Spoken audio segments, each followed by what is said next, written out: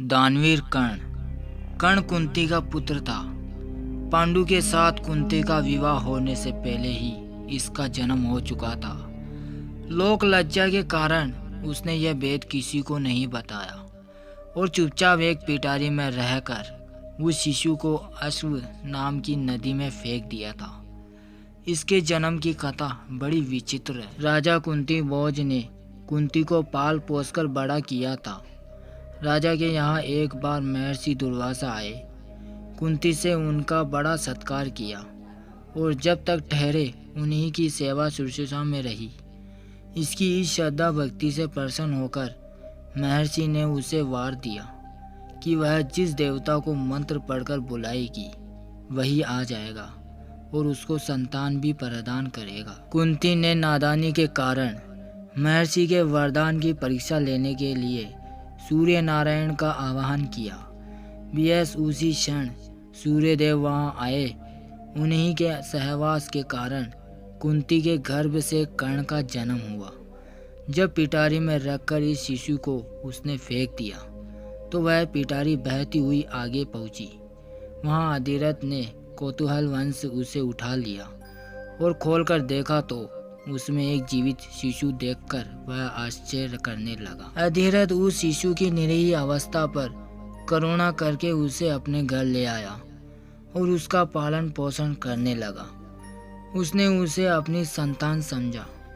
बालक के शरीर पर कवच कुंडल देखकर उसको और भी अधिक आश्चर्य हुआ और तभी उसे लगा कि वह बालक कोई होनहार राजकुमार है। उसने उसका नाम वसुसेन रखा। वसु का अर्थ है धन। कवच कुंडल रूपी धन उसके पास था।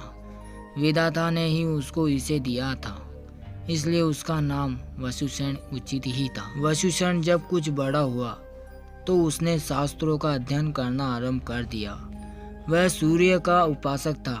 प्रातः काल से लेकर संध्या तक वह सूर्य की उपासना ही किया करता था। दानी भी बहुत बड़ा था। उपासना के समय कोई भी आकर उससे जो भी कुछ मांगता वह बिना हिचकिचाए उसको दे देता था। अमूल्य से अमूल्य वस्तु से भी उसको कोई भी मोह नहीं था। उसका गौरव तो दानवीर कहलाने में था और अपने कर्तव्य से उसने वास्तव में यह सिद्ध भी कर दिया कि वह दानवीर था। उसके समान दानी कौरवों और पांडवों में और कोई नहीं था। उसका परिचय तो हमें उस समय मिलता है जब इंद्र ब्रह्मांड का वेश धारण करके उसके पास उसकी अमूल्य निधि कवच कुंडल मांगने गया था। उस समय कर्ण ने देवराज का स्वागत किया था और शहर से अपने कवच कुंडल उतारकर दे दिए थे। दान करते समय अपने हित या अहित विचार वह नहीं करता था। यद्यपि सूर्य भगवान पहले से ही उसे मना कर चुके थे कि वह इन कवच कुंडल को किसी को भी न दे, लेकिन दानवीर कर्ण किसी याचक को निराश करके वापस लौटाना तो जानता ही नहीं था।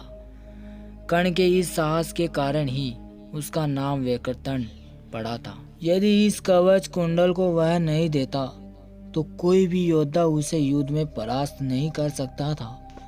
इंद्र ने अर्जुन के हित के लिए ही इनको मांगा था, क्योंकि इनके बिना अर्जुन कभी भी उसे नहीं हरा सकता था।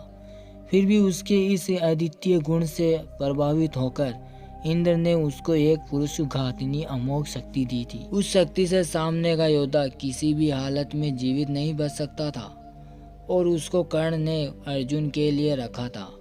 लेकिन श्री कृष्ण ने चाल चली और कर्ण की उस शक्ति को घटोत्कच पर चलवाकर अर्जुन के जीवन पर आए इस खतरे को सदा के लिए मिटा दिया। घटोत्कच जो आकाश में विचरण करके कौरवों पर अग्नि की वर्षा कर रहा था और जिसने एक बार तो सारी सेना को पूरी तरह विचलित कर डाला था, शक्ति के लगते ही निर्जीव होकर पृथ्वी पर गिर पड़ा। धनु विद्या में कर्ण अर्जुन के समान ही कुशल था। एक बार जब महाराज धृतराष्ट्र की आज्ञा से कौरव पांडवों की अस्त्र शिक्षा की परीक्षा के लिए एक समारोह किया गया था तो अर्जुन ने अपने अस्त्र शिक्षा के कौशल से सबको चकित कर दिया था। उसने ऐसी ऐसी क्रियाएं कर दिखाई थी कि किसी भी योद्धा की हिम्मत नहीं होती कि उसका जवाब दे सके। एक विजेता की तरह के कौशल दिखाकर वह प्रशंसा लूट रहा था। दुर्योधन उस समय हतप्रस्ता होकर चुपचाप बैठा था। अर्जुन का सा कौशल दिखाना उसके सामर्थ्य के भी बाहर था। उसी समय कर्ण वहां आ पहुंचा और उसने मैदान में आकर अर्जुन को ललकारा। अर्जुन, जिस कौशल के बल पर तू यहाँ सबको चकित कर रहा है और सभी से प्रशंसा लूट रहा है, उसे मैं भी करके दिखा सकता हूँ। यह कहकर उसने धनुष पर बाण चढ़ाकर वही सब कुछ दिखाया जो अर्जुन ने किया था। चारों ओर से कर्ण की जय जयकार होने लगी। दुर्योधन का चेहरा अर्जुन के प्रतिद्वंदी को देखकर खिल उठा। उसने उसे हृदय से लगा दिया। उसने उसे अर्जुन के साथ दृढ़ युद्ध करने के लिए प्रेरित किया। दुर्योधन की बात मानकर उसने अर्जुन को इसके लिए चुनौती दी। अर्जुन दंड युद्ध के लिए तैयार हो गया। अब झगड़ा बढ़ने की आशंका थी, इसलिए कृपाचार्य ने बीच में हस्तक्षेप करते हुए कहा कि राजकुमार के साथ राजकुमार का ही युद्ध हो सकता है। चूंकि कर्ण सूत के द्वारा पाले हुए हैं, इसलिए इनके गोत्र कुल आदि का ठीक ठीक पता न होने के कारण इनको अर्जुन से दृढ़ युद्ध करने का अधिकार नहीं है। बस ये ऐसी समस्या थी जिसको कर्ण हल नहीं कर सकता था। वह हक्का बक्का सा अर्जुन का मुंह उतर कर रह गया। दुर्योधन को भी इससे धक्का लगा, क्योंकि कर्ण के द्वारा अर्जुन का मान चूर्ण करने की उसकी ही तो योजना थी।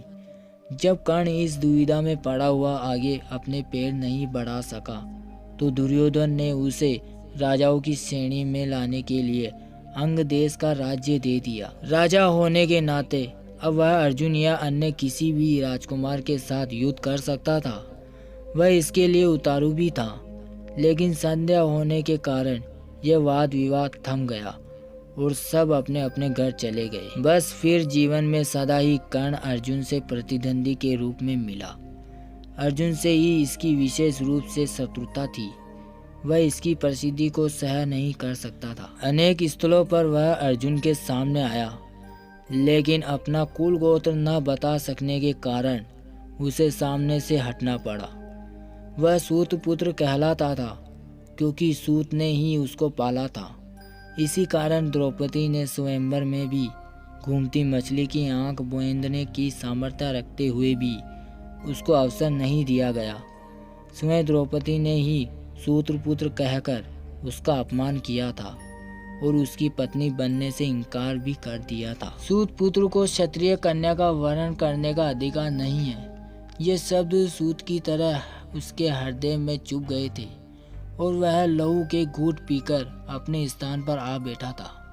लेकिन द्रौपदी के प्रति उसकी घृणा इतनी बढ़ गई थी कि भरी सभा में दुशासन ने द्रौपदी को नंगा करना चाहता था, तो उसने इसका तनिक भी विरोध नहीं किया था, बल्कि द्रौपदी की हंसी उसने लड़ाई थी। जब दुर्योधन के भाई विकर्ण ने कौरवों के इस घृणित व्यवहार की निंदा की थी, तो कर्ण ने उससे कहा था, विकर्ण, तुम अपने कुल की हानि करने के लिए पैदा हुए हो। अधर्म अधर्म तुम पुकार रहे हो। द्रौपदी के साथ जो भी व्यवहार किया जा रहा है वह ठीक है। वह दासी है और दासी के ऊपर स्वामी का पूरा अधिकार होता है। यह कहकर उसने द्रौपदी के द्वारा किए गए अपमान का बदला चुकाया था। उस समय उसका हृदय पत्थर की तरह कठोर हो गया था। जैसे भी बन पड़ा उसने द्रौपदी का अपमान किया। उसे 5 पुरुषों की व्यभिचारिणी स्त्री कहा और हर तरह से उसे धिक्कारा। उस समय प्रतिशोध की आग में जलते हुए उसने उचित और अनुचित का विचार बिल्कुल छोड़ दिया। द्रौपदी को नंगी देखने और दिखाने की इसकी इच्छा थी। इससे स्पष्ट होता है कि कर्ण प्रतिशोध की भावना के आगे सत्य, न्याय और धर्म की भावना को पूरी तरह भूल जाता था।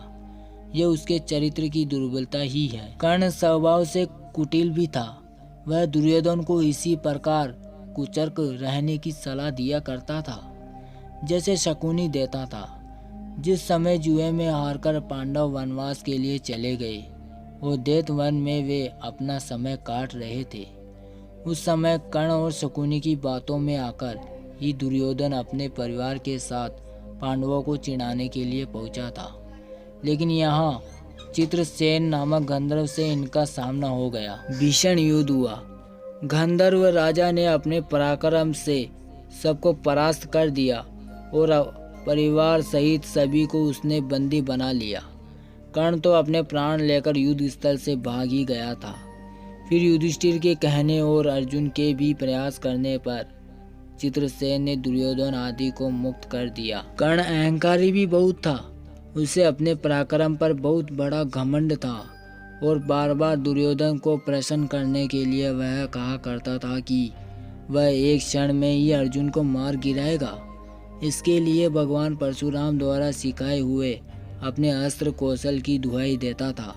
यहाँ तक कि भीष्म पितामह, गुरु द्रोणाचार्य आदि के सामने भी वह अपनी शेखी बखारने में बाज नहीं आता था। एक दिन पितामह से ना रहा।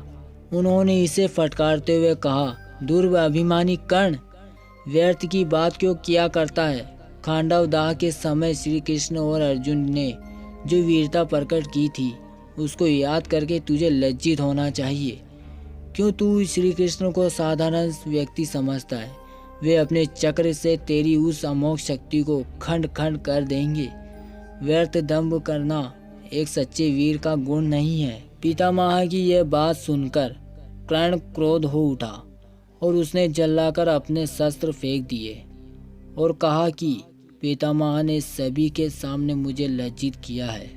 अब तो इनकी मृत्यु हो जाने पर ही मैं अपना पराक्रम दिखाऊंगा। इसी दुराग्रह के कारण जब तक भीष्म पितामह जीवित रहकर युद्ध करते रहे, कर्ण ने युद्ध में हाथ नहीं बटाया।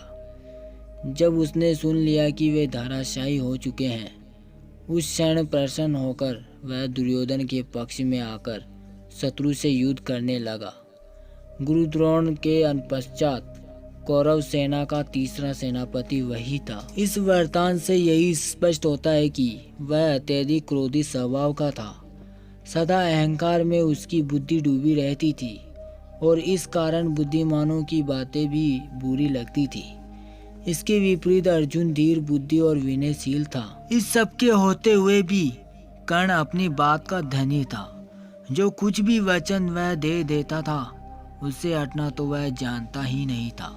श्री कृष्ण ने उसे यह बता दिया था कि वह कुंती का ज्येष्ठ पुत्र है और साथ में उन्होंने उससे पांडवों की ओर मिल जाने का आग्रह भी किया था। लेकिन सब कुछ सुनकर भी वह उसने दुर्योधन के साथ विश्वासघात करना उचित नहीं समझा। श्री कृष्ण ने कहा था, कर्ण, भाइयों के विरुद्ध लड़कर उनको मारने की कामना करना पाप है। इसलिए तुम कौरवों का साथ छोड़कर पांडवों का पक्ष ले लो। युधिष्ठिर तुम्हें अपना अंग्रेज मानकर अपना जीता हुआ साम्राज्य तुम्हें दे देंगे। कृष्ण की यह प्रलोभन भरी बातें सुनकर भी कर्ण अपने वचन पर दृढ़ रहा और कहने लगा, श्री कृष्ण, दुर्योधन के साथ विश्वासघात करना सबसे बड़ा पाप है। यदि मैं उसकी मित्रता को तोड़कर पांडवों की ओर मिल जाऊंगा तो सब यही कहेंगे कि कर्ण अर्जुन से डरकर उनकी ओर मिल गया है। फिर मैं ऐसा क्या करूं? मेरी माँ ने तो मुझे मारने का सारा प्रबंध कर दिया था। सूत ने ही मुझे उठाया और पाला, इसलिए वे ही मेरे पिता तुल्य है। सूतों के साथ मैं कई यज्ञ भी कर चुका हूँ और मेरा विवाह संबंध भी सूतों के परिवार में ही हुआ है। फिर मेरा पांडवों से क्या संबंध रहा? धृतराष्ट्र के घराने में ही दुर्योधन के आश्रित में रहा हूँ और 13 वर्ष तक मैंने उन्हीं का दिया हुआ राज्य किया है। फिर कैसे उनके साथ विश्वासघात कर दूं? दुर्योधन को मेरे ऊपर पूरा विश्वास है। मेरे कहने से ही तो उसने इस युद्ध को मोल लिया है और अर्जुन के प्रतिद्वंदी के रूप में दुर्योधन की आशाएं मेरे ऊपर ही तो लगी हुई है। इस परिस्थिति में अपने आश्रयदाता और मित्र दुर्योधन को छोड़कर मैं कभी पांडव पक्ष में नहीं मिल सकता। फिर यदि एक बार मैं मिल भी गया तो युधिष्ठिर जो राज्य मुझे देगा उसे अपने वचन के अनुसार मुझे दुर्योधन को देना होगा। इससे तो पांडवों का सारा प्रयत्न ही निष्फल चला जाएगा। यह सभी कुछ सोच विचार कर मैं निश्चय पूर्व करता हूँ कि मैं मित्र दुर्योधन का साथ छोड़कर और किसी पक्ष में नहीं मिल सकता। लेकिन हाँ, यह वचन अवश्य देता हूँ कि युद्ध में मेरा प्रतिद्वंदी केवल अर्जुन ही है। उसके सिवा किसी पांडव का वध मैं नहीं करूंगा। कर्ण का यह कथन उसके चरित्र की महानता पर प्रकाश डालता है। बात का कितना पक्का था। वह दानवीर दुर्योधन चाहे अधर्मी था, लेकिन उसका तो आश्रयदाता था। फिर वह उसके साथ छल कपट कैसे कर सकता था। अंत तक उसने दुर्योधन का साथ दिया और अपने आप को एक सच्चा मित्र प्रमाणित कर दिया। कर्तव्य की प्रति कर्ण पूरी तरह कठोर था। वह युधिष्ठिर तथा अर्जुन की तरह सहृदय नहीं था कि वह पांडवों के विषय में यह ज्ञात होते ही कि ये उसके भाई है, युद्ध करना बंद कर दे। एक बार मन में दृढ़ संकल्प करके उसको पूरी तरह निभाना ही उसके जीवन का उद्देश्य था। दुर्योधन की सहायता करना उसका कर्तव्य था। इससे पांडवों के प्रति जागृत हुआ। भ्रातृत्व भाव भी उसे विचलित न कर सका और फिर भी अर्जुन के प्रति कठोर और ईर्ष्यापूर्ण दृष्टि उसकी बनी ही रही। यहाँ तक कि स्वयं माता कुंती ने जाकर कर्ण को अपनी ओर मिलाने की इच्छा प्रकट की थी, लेकिन उस समय भी वह वीर अपने पद से विचलित नहीं हुआ। यह उसके चरित्र की श्रेष्ठता ही थी। फिर एक बार श्री कृष्ण को वचन देकर अर्जुन के सिवा अन्य किसी पांडव की ओर उसने शस्त्र नहीं उठाया। अर्जुन से ही युद्ध करते हुए वह वीरगति को प्राप्त हुआ था।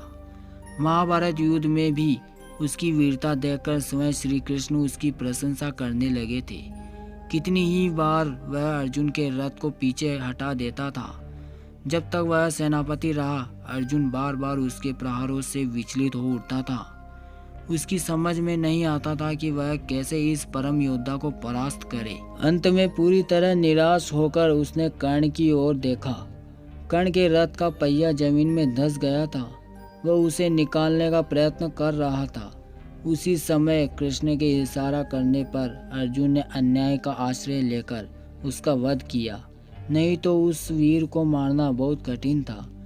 फिर यदि उसके हाथ में इंद्र वह अमोघ शक्ति होती तो फिर उसको कोई भी पराजित नहीं कर सकता था। यह निश्चित था कि वह अर्जुन का वध करके विजय का शंख फूंक देता था, लेकिन विधाता की यही गति थी। अमोघ शक्ति को वह पहले ही घटोत्कच पर चला चुका था। अब उसके पास विशेष अस्त्र कोई नहीं था। फिर भी वह बड़ी कठिनाई से अर्जुन उसे मार पाया था।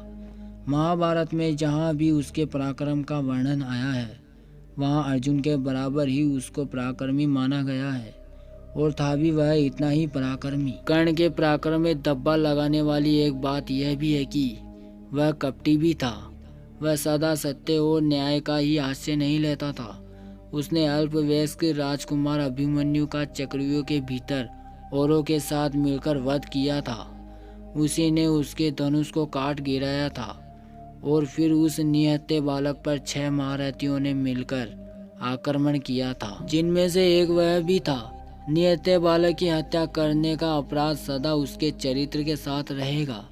इसलिए इतना पराक्रमी होने पर भी कर्ण अर्जुन की तरह महापुरुष की कोटि में नहीं आ सकता। इस तरह कर्ण के चरित्र पर दृष्टिपात करने से मालूम होता है कि वह किसी दृष्टि से महान था और अपने किन्हीं व्यवहारों के कारण प्रतीत भी था।